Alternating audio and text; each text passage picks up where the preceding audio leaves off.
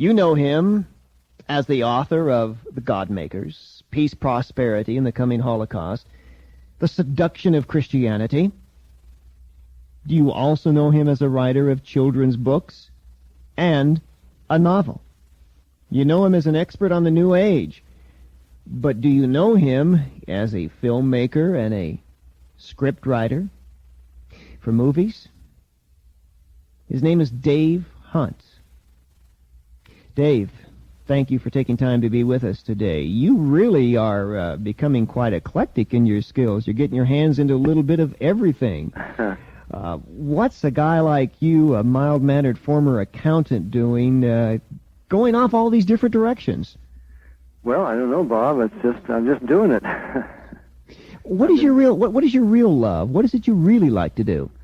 Well, I'll tell you, the real passion burning in my heart for many years has been to take the battle to the big screen, the battle for men's souls and minds and destiny, and to produce films, that would stand on their own in secular theaters, that would not be known as a Christian film, but that would really win people to Christ, but that the critics wouldn't really know that's what they were trying to do, and they wouldn't give you a bad press.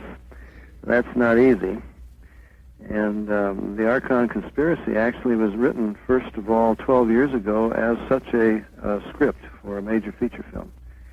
But we didn't have the $20 million to produce it, so it's been sitting on the shelf. And finally, the publisher suggested, well, why not try writing the novel, and maybe that will arouse enough interest to get it on the screen. I guess that then mollifies a criticism you must have heard. I don't know that you have, but surely somebody has said, oh, you picked up on Frank Peretti's coattails here, huh? You're just because you know about the New Age, you decided to write a novel, too. Have you had that one? No, I haven't heard that one yet. But, of course, it's far from true. I've actually got 3 sequels to the Archon Conspiracy. Some of them were written before the script was written. Some of them go back about... one of them goes back to 1974. Bob, it's really a passion that I've had in my heart.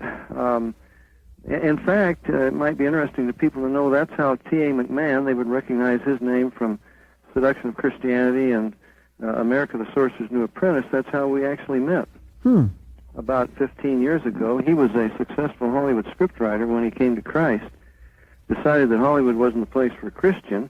Also decided that Christian films were kind of blah. I hate to say it.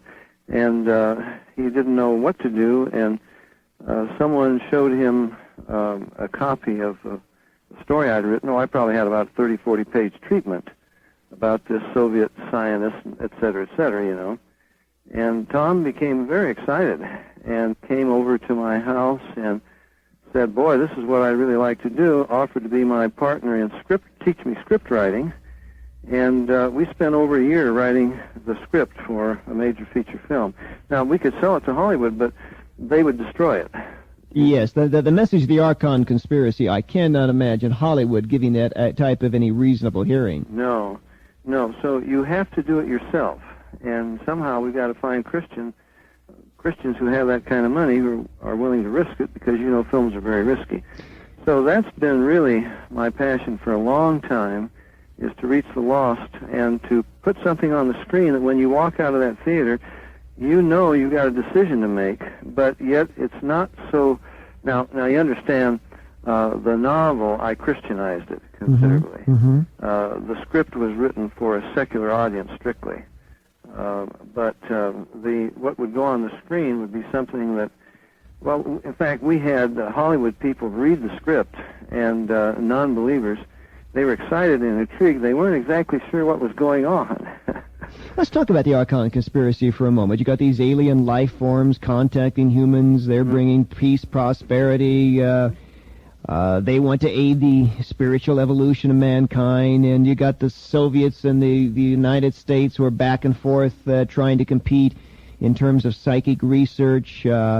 You've got all the elements for a real thriller here, but you've based it in part on your past experiences and knowledge dealing with the New Age movement, the growth of occultism and metaphysics in our society.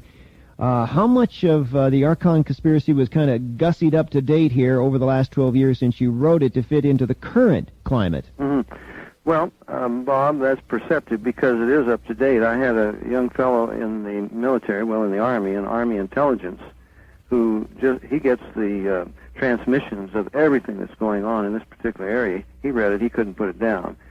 And he said, where do you get this information? So this is right up to date. I mean, he wouldn't tell me what's going on, but he said, this is really what's happening. So it's not fantasy, it's not allegory, but it's set in the immediate future, and it's, it portrays a scenario how I think the world could possibly be set up for the Antichrist. Let me ask you for a minute about this, as you write about in the Archon Conspiracy, this competitive edge that the Soviets and the Americans are seeking in terms of psychic research. I'm familiar with some of that work myself. Tell us a little bit about how the novel reflects what's really going on in that area, what you do know about what goes on behind the scenes. Well, of course, one of the things we see in the novel is that in spite of glasnost and perestroika, which is transforming Europe, there's something else that's happening underneath. And in fact, Bob, I just about an hour ago, I had a call from a man that I won't name, but I'm sure you would know him. Probably between 1 million and 2 million Soviets have come to Christ. He's had through his ministry, he's had broadcasts in the Soviet Union for years. And he called me just desperately concerned because he said this glasnost, what the church that persecution couldn't destroy could now be destroyed by freedom. And what the new openness is doing, it's bringing into the secular world the New Age, the occultism, and it's bringing in that sort of spiritual delusion into the church over there. And he was just desperate, asking me for help. And the Soviets have been working in this area of psychic research for a long time now. They've had a materialistic approach to it, as the Archon Conspiracy indicates. And that, of course, is why this Soviet Zionist does what he does. I won't want to give away the story. But the CIA is involved in this. The KGB is involved in it. Now, you're talking not your novel. You're talking... The novel presents is reality. It's about real cities and real things that are happening. And it portrays it very, very accurately. A lot of people don't know that from Rasputin to Helena Petrovna Blavatsky onward, there has been a long history of occultism. The czars all kept their private occultists and spiritualists whom they consulted. That there is a deep and rich, I use the term advisedly, heritage in the Soviet Union of occultism. This should come as no surprise, and yet I have the feeling that a lot of people would pick up your novel and say, what do you mean the Russians are conducting psychic research? I thought that was a dialectical materialist society. I thought it was an atheist society. Well, of course, they try desperately to have a materialistic explanation. So they call telepathy, for example, biological radio. Well, as a matter of fact, brain waves can't be detected more than 3 or 4 feet from the brain, by any electronic scanning device. And we have telepathy happening halfway around the world. But they still insist on calling it biological radio. Now, I don't think they're going to insist on that anymore. And as you know, Bob, Werner Erhard has been over there with the Forum, with S. We've had the Association for Humanistic Psychology, which is deeply involved in occultism, in seances even, in contacting spirit beings. This, of course, comes from Carl Jung and his spirit guide, Philemon, Philemon the demon. And the AHP, if you read the AHP perspective, as I'm sure you get it, they've been sending teams over there for years, interacting. The Esalen has had teams. Michael Murphy has had teams going over there. The old hot tub diplomacy idea. Right, and our astronauts, believe it or not, have been involved with Soviet astronauts in this kind of a program, and they believe that it's going to bring about peace. And as you know, the Dalai Lama just got the Nobel Peace Prize. And this is the guy who was down here in Santa Monica a couple of months ago, and he had 3,000 people at his seminars, leading them in occult meditations, in fact, in what he calls deity yoga, to realize that you are God, and we're going to bring about peace through altered states of consciousness, and he gets the Nobel Peace Prize, I would guess, did you borrow or did you think of Whitley Strieber's writings, Communion and others, when you got these archons involved, these alien life forms? Was that on your mind at all? It certainly fits into the environment of today, the writings of Strieber and others who are suggesting that these beings are here to help us and teach us. Well, Bob, I'm familiar with his writings, of course. Communion, I haven't read his latest book, but this idea, as I explained earlier, I had long before his book came out. As you know, it's been going on for a long time. I've interviewed UFO cult members like you have. Frankly, I don't know where UFOs fit in, but they're part of a delusion. But I really didn't have him particularly in mind in writing this. Just a whole broad spectrum of information, that you get from these people. Now, when you, in the Archon Conspiracy, talk about various phenomena, are you suggesting this in a kind of fantasy way, or is it real? For example, in Chapter 10, you have a situation where they have some equipment creating pictures directly from psychic brain waves, and a psychic projecting himself into a lab. Is this science fiction? How near to reality of what's going on is the book? Well, I would say it's very near. Of course, you're getting into top secret stuff now, and so I can't tell you for certain, but for example, what was the guy's name? He used to be a police commissioner over here at Burbank.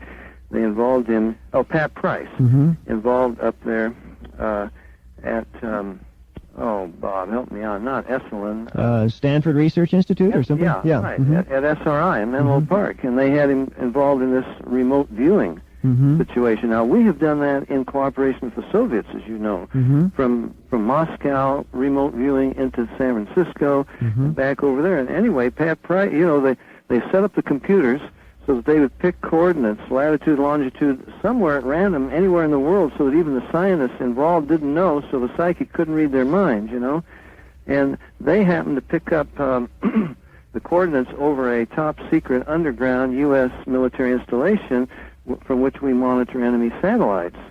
And Pat Price, sitting in the offices of SRI in Menlo Park, was walking through this underground top-secret installation. He was reading the files, in filing cabinets, telling who occupied what offices, and they said, "Hey, stop it, this is top-secret stuff." Then they had him scan the Soviet Union to find a similar facility, and he found it in the Ural Mountains. So this sort of thing is on record. Pat Price died, suddenly. I don't know maybe mysterious circumstances in his death, whether the Soviets got him or what, I don't know. But no, everything that I portray in the Archon Conspiracy is either happening that I know of, or it could happen. You have as the lead evil character a channeler who happens to be a Jesuit priest. A touchy question. Are you engaging a little Catholic bashing here, or is this a subtle form of Catholic bashing? You really open yourself up to some criticism. How do you respond to it? Well, what else might he have been? Well, he might have been a pastor of a fundamentalist Baptist church. I would have been under attack for that, too. He had to be somebody. But why did you pick a Jesuit priest? Well, I know a few ex-Jesuits who have become Christians, and as you know, it was Ignatius Loyola who really got this visualization thing going. And you know that the practices of Jesuit priests, their meditation, involves this type of contact, really, with spirit entities. Visualization, very vivid visualization. Of course, it's supposedly for godliness, but it really leads them into the occult. So that might have been one reason. I really don't know. He just, you start writing a story and it begins to write itself, and he's just a Jesuit. Okay, one of the there are several New Age concepts in here, and one of these is the much talked about New Age plan or the plan. Why did you not change it? I mean, that's a very well-known term in the New Age movement regarding this quantum leap forward in consciousness, the ultimate elimination of those who oppose it, and so on, this kind of Luciferian idea that's been around since Blavatsky and others for a long time. Why didn't you change it? Why did you just come right out and call it the plan? Well, I wouldn't know what else to call it, frankly. I mean, that's what it is. It's not necessarily their plan, not necessarily the plan H.G. Wells talked about, but I don't know what else you would call it, but it's the plan. This is what we're going to do. So I think anybody would use that terminology. With the ending, and we won't give away the ending, but I will tell you this much. The bad guy is still around at the end. Are you doing what all the Freddy Krueger movies do? They leave you hanging. I mean, is this a literary device to say, watch out, folks, Archon Conspiracy Part 2? Well, actually, Bob, there's Part 2, 3, and 4. Well, why didn't you let the bad guy get it in the end? Why don't we wipe out the bad guy? Why do we leave him lurking in the darkness somewhere? Don't tell him this, because that's not the way it happens in real life. I mean, Darth Vader hasn't been bumped off yet, and this guy is going to be around for a while now. Whether he is going to turn out to be the Antichrist or the false prophet or what, I mean, he may not make it through the next one. I'm not saying, but definitely he had to. He just had to remain in there on this one. What, in terms of looking back on the novel now, might you have put into it? Are you feel comfortable with everything you did, or are there some new developments now in terms of metaphysical philosophy that are on the scenes that'll probably show up in a later book?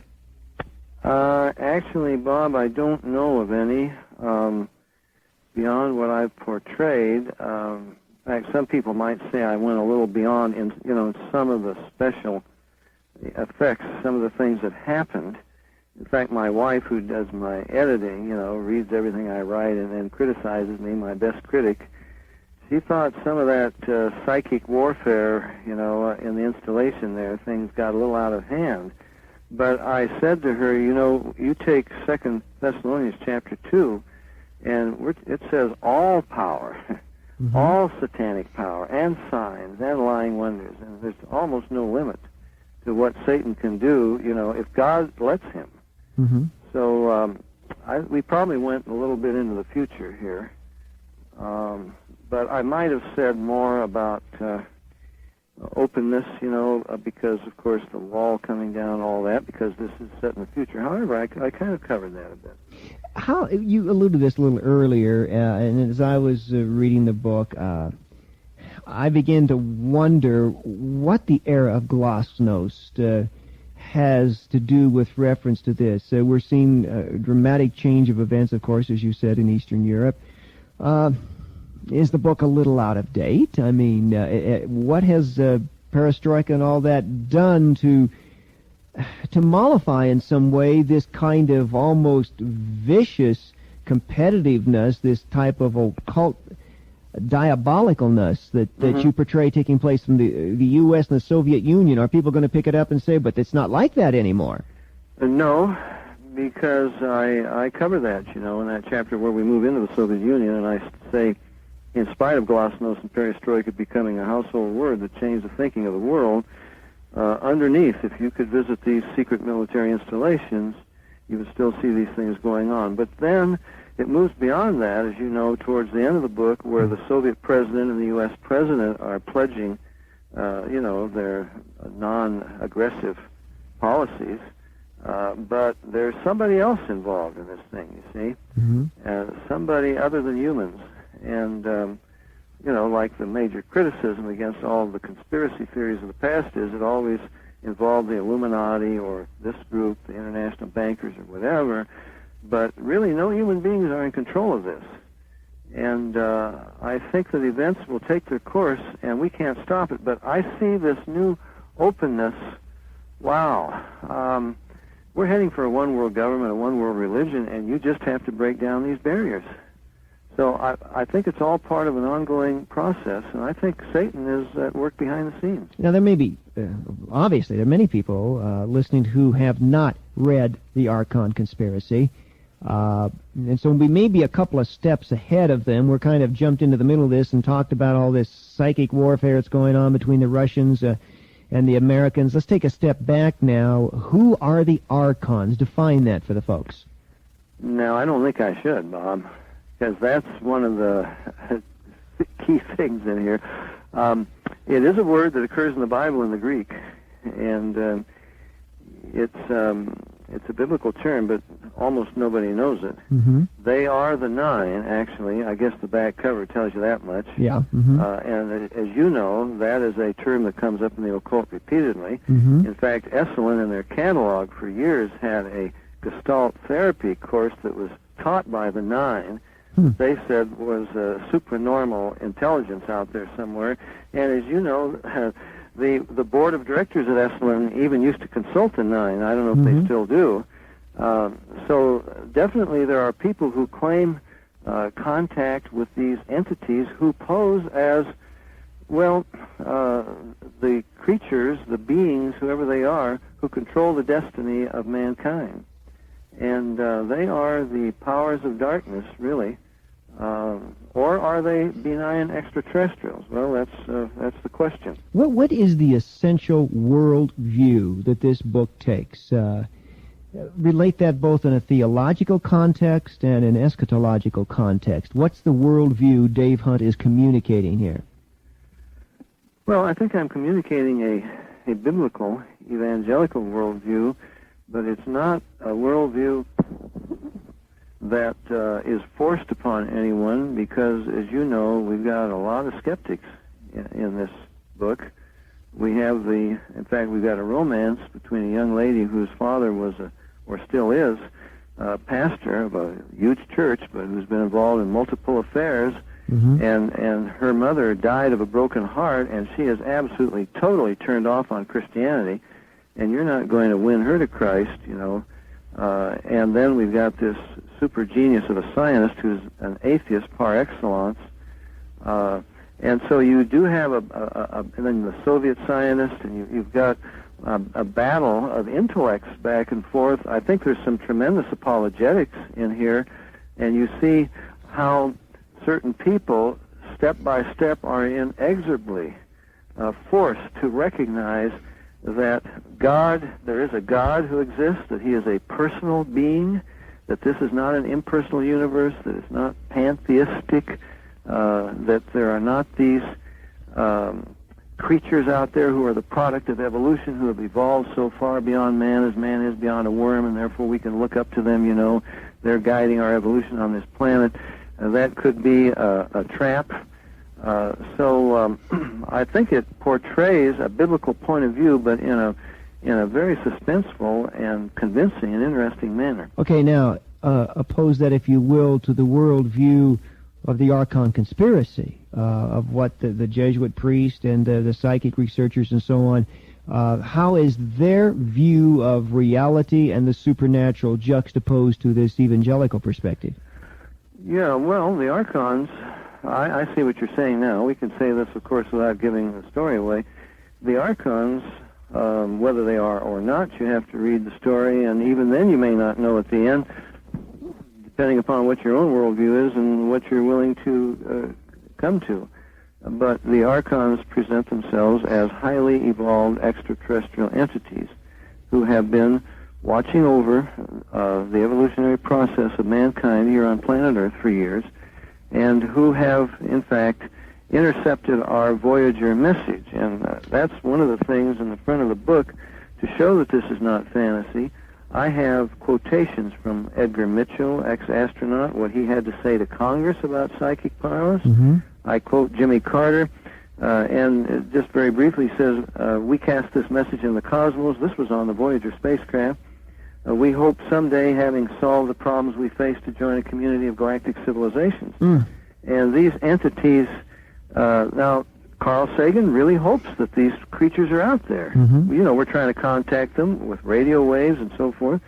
And so this is not fantasy. This is what many of our top scientists hope will happen. And so these beings, they indicate that they have received the Voyager message. Now, when you get into it, you find out, and when you get to the parapsychology, the first International Congress in Paris, and you see the interaction between some of these scientists, and they're showing how ridiculous the materialistic view is. I mean, if there was a life 100 light years away in our galaxy, which has, it's 100,000 light years across, if you had a planet with intelligent life on it that could respond to us only 100 light years away, that's going to take a 200-year round trip by radio. So you can't wait around for that. But telepathy, psychic contact, is instantaneous anywhere in the universe. Mm-hmm. And so these entities are making psychic contact, not radio contact.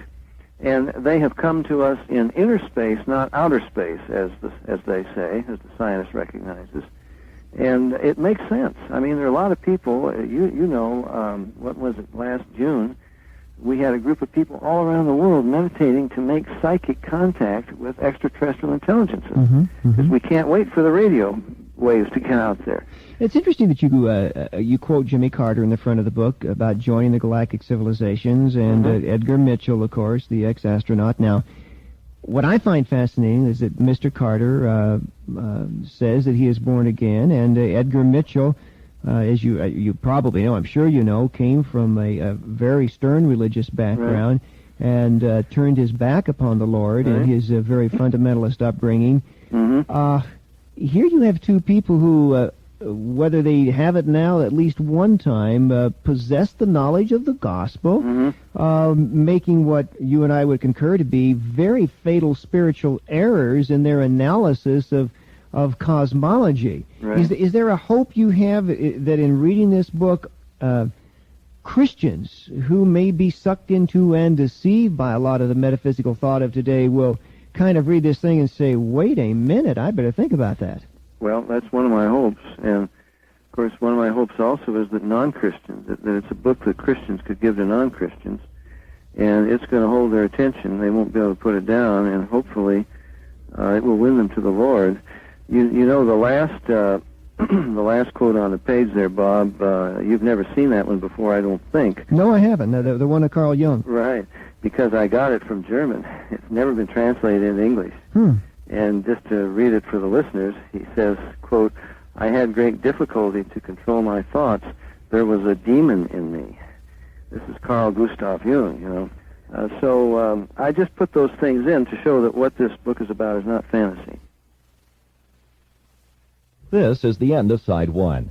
Please turn the cassette over at this point for the continuation of the message on Side 2. Where is the devil?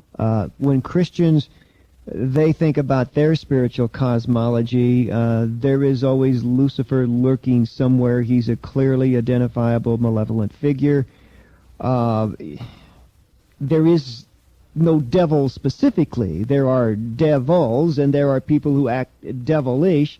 Is there a literary reason you've left the cloven-footed one specifically out of this, or are you kind of have him hiding behind the corner? What was your literary intent here? Well, I think it's too soon for him to show his hand. This book doesn't bring us to the end, It's a step in that direction. So I think it's definitely too soon. Now, I believe, Revelation 13, the entire world will be involved in full-blown Satanism. They will worship the dragon, it says, but you've interviewed people who have been involved in Satanism and have come out. When they got into the naked horror of this thing, it was too late to turn back. But in fact, they were not confronted with that to begin with. They were sucked in by white magic, maybe, by ESP, by psychic powers, and it was step by step like the proverbial frog in the pot of boiling water, So we haven't gotten that far in the story yet to see the evil master. Where is the Holy Spirit here? Now, you have conversions, and you do have a point at which there's an attempt to demonstrate psychic powers, and one of your characters prays and hinders that. Where is the Holy Spirit at work in this novel? How I guess what I'm saying, from a literary standpoint, how overt does a Christian need to be? Because if you become too overt, then you're really just, I think, unnecessarily evangelizing, so to speak, and you may be trying to let your theology get away with your writing ability. Yeah. Where do you feel the Holy Spirit is here, and how do you feel a Christian writer can portray that adequately? Well, the Holy Spirit is portrayed, he is seen in the lives of those who are indwelt by him. He's not some hovering force, and you don't have angels and demons fighting one another behind the scenes. All we're seeing it is from the standpoint of the human beings who are involved in these things. And definitely the power of the Holy Spirit is evident in the book, but through the lives of those who have come to know him and obey him through Christ. And I don't know that we even have any talk about the Holy Spirit. I'm not certain. I can't remember. But I think it's portrayed biblically. And what about Jesus? We've got the archons. We know they're the bad guys, those of us who have a Christian perspective. Where is Jesus? How do you deal with that one? I mean, you have people converted in the book. There's no question about that. People who speak of their faith. You even have an exorcism. Is it important to have Jesus hanging around every corner of every chapter? Oh, no, but he's there. And, in fact, he is presented, in some of the arguments. And the book gives the gospel in the clearest possible terms. But it comes out naturally, so that it's not like it's a Christian story that has been written in order to force your point of view on someone. I don't think anybody could accuse me of that, but everything happens naturally, and as the story develops, if somebody talks about Jesus, it only comes out because that's what you have to say at that point. And there are some horrendous experiences where there's no other answer. And that is when the gospel is presented, but as you know, it's presented very delicately in that particular case, because these are two ex-fiancés who have parted the ways because of the faith of one of them, and you just don't push that on somebody. But it gets pushed by the archons, not by Christian. Assuming there's going to be a part two, a follow-up to this, what's going on now that you see in our world in terms of this spiritual warfare struggle of occult ideology? And maybe you don't want to give this away, but in general terms, what's going on that you feel is important to get into part two or part three or whatever? I think you've got an awful lot going on in the schools. You're going to have an increasing acceptance in the world. I think that we're going to see a division in the church between those, the ecumenists, you might say, who just want to be religious and talk about a higher power, and they may even profess to be born-again Christians, but let's not be too specific about it. And there are the others who are going to be sticklers for what they believe is the true message of the gospel, without which you can't be saved. And I think we could see a joining together of the professing church and the New Agers and the ecologists and the government. I think you could come to some real persecution against those whom they call narrow-minded, dogmatic fundamentalists, because the stakes are very high now, and we've let down the barriers, and we've got to embrace one another, and we've got to bring about this one world consciousness so that we don't have war and rivalry anymore. We've got to cooperate with one another. We can't have rivalry in religion, Bob, any more than we can have rivalry in government. And somehow even the Islamic fundamentalists and the Christian fundamentalists are going to have to come to terms. And I think that's going to come about through, I would say this, Bob, and I think that the spiritual delusion is going to become so powerful, it's going to even make a Bob Larson's head swim. going to make a Dave Hunt's head go around. And we've been working on this thing, and everything you've got to stand in there and walk with the Lord and be true to Him, because there's a great delusion coming. So some of the things that that we might portray in the future here. I mean, I know what we're going to portray. But the next one is called, tentatively, the Zion Connection. And it starts out in East Germany, moves into Paris, and down to Israel. And you'll meet an interesting character, and there will be a tremendous surprise in that one. But anyway, I think the spiritual warfare is going to get horrendous, brother. I want to ask, in this book, you're portraying psychic research, psychic phenomena, and as a decidedly evil kind of thing. And yet, you've got the U.S. and the Russians against each other, but essentially, in terms of your worldview, they are really on the same side. Now, what type of faith and trust can we possibly have in our own government if what you portray in the book is, in fact, reality? You're indicating to some extent our government's involved in that. I know that they are. We've got the Russians and us. I mean, we're spiritually speaking, eschatologically speaking, they're really on the same side. They're representing different economic ideologies, but they've really, as you show in the book, they've both kind of fallen into the devil's hands. Now, where is there any hope in that for us? I mean, that's a pretty dismal outlook.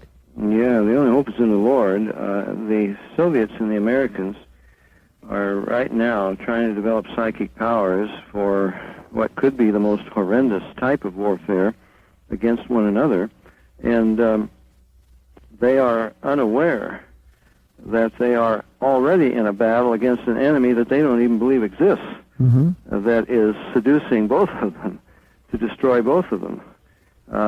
So they better join forces, but unfortunately they're going to join forces with this enemy. How deeply embedded is this? I at last year's International Transpersonal Conference heard Dr. Russell Targ, a gentleman I'm sure you're familiar with, who's a Lockheed scientist and works with Stanford Research Institute, and this is a man who's one of the foremost experts in the country in lasers.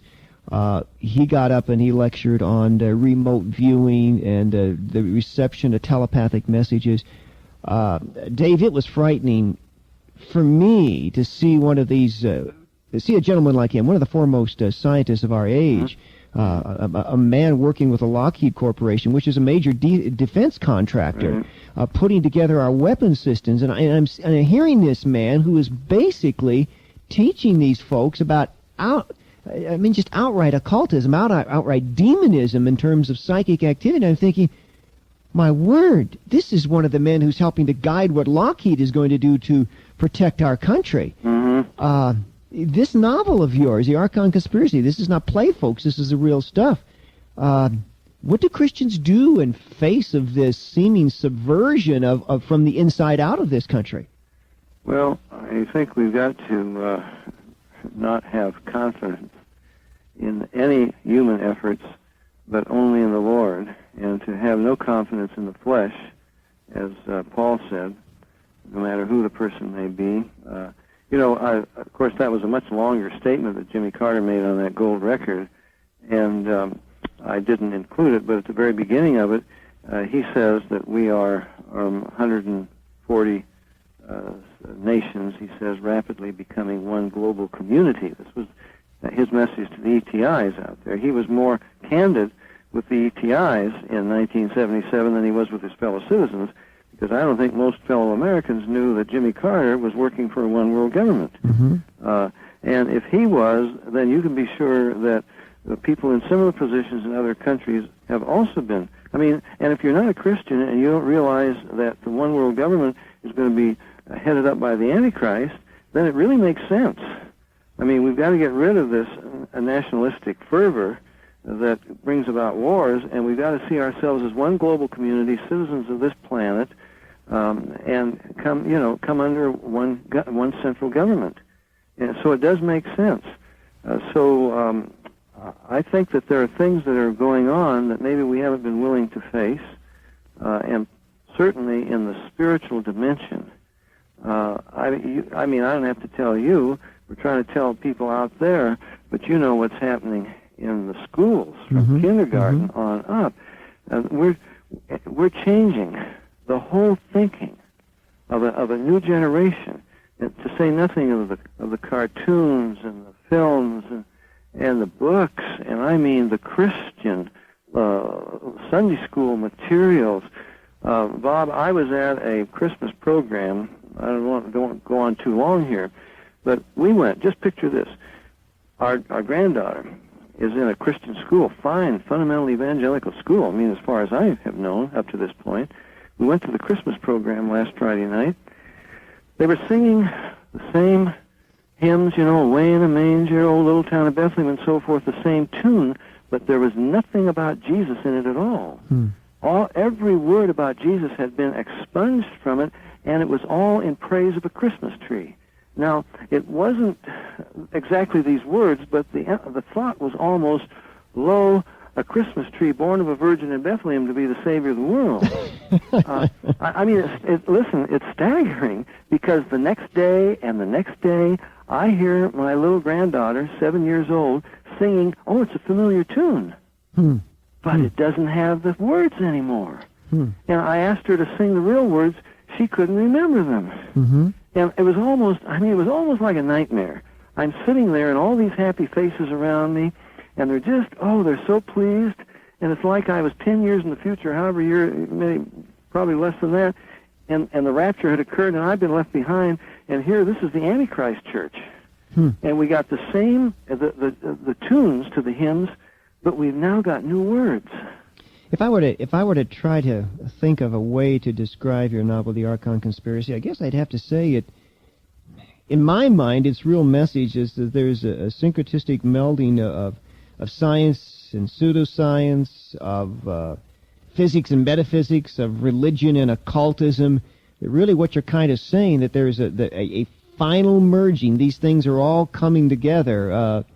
And what's frightening about that is that no longer is there any kind of theological or intellectual distinction between these things. I mean, science is no longer science, and religion is no longer religion. Physics is no longer physics, and metaphysics is metaphysics. It's all coming together in this kind of cloud, this kind of mush. Is that what you're kind of saying? That, look out, folks, this merging is taking place to the point where the distinctives in all of this are going to be lost.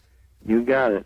And if we do not do what Jude says, earnestly contend for the faith once for all delivered to the saints, and if we don't know what we believe and why we believe it, Bob, if I had the time, the kind of books I would also write would be Sunday school materials.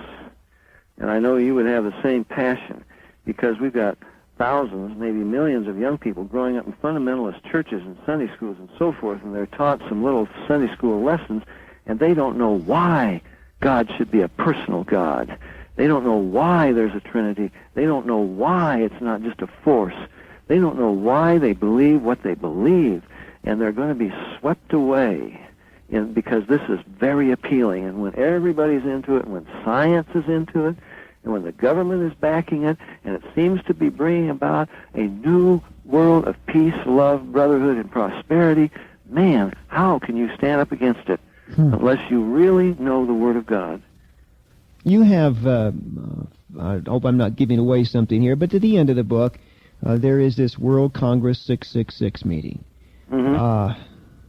It's kind of like it's around the corner. Could we really, in reality, not just in your book, are we really possibly that close to where it could be that blatant, this kind of coming together?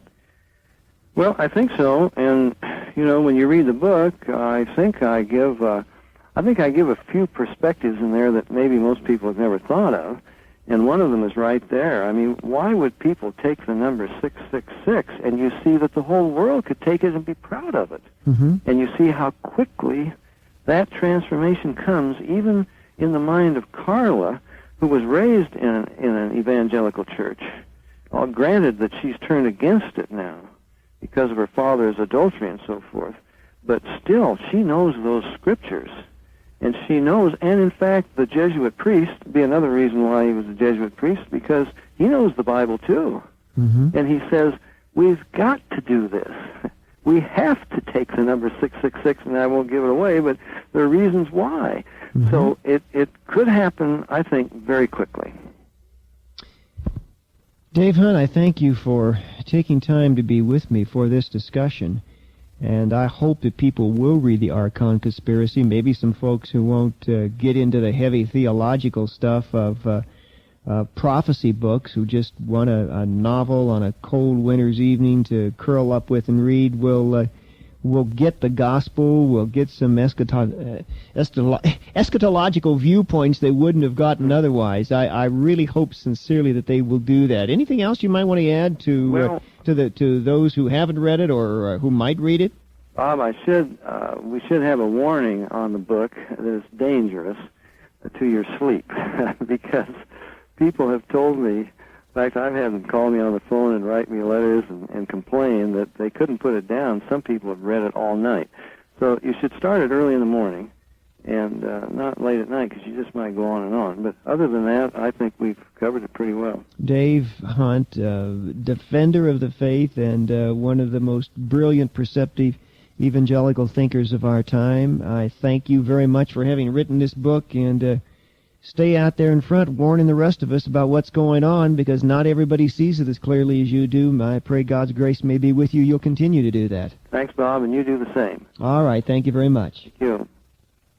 This is the end of the message. For further information regarding other topics available on cassette and in printed form, write Bob Larson Ministries, Box 36A, Denver, Colorado, 80236.